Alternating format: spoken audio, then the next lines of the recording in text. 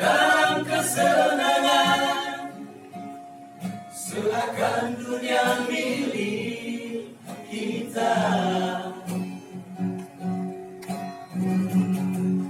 Selagi masih ada waktu dan kesempatan, mari berpaling balik padanya.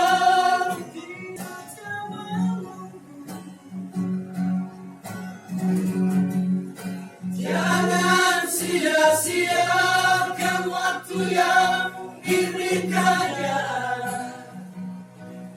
Cepat berpaling balik padanya.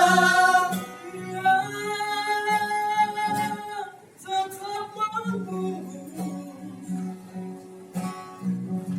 menanti kedatangan umatnya yang datang berserah diri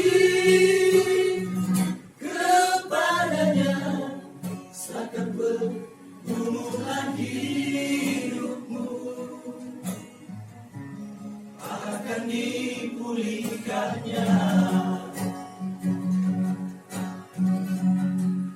Selagi masih ada waktu dan kesempatan, mari berpaling balik padanya. Dia setia menunggu. Jangan sia-siakan waktu yang diberikannya. Cepat berpaling balik padanya. Dia tetap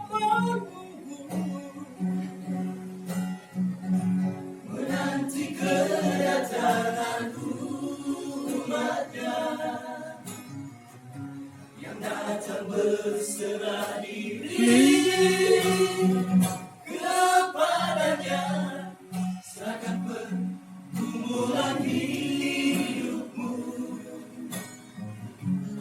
akan dipulihkannya.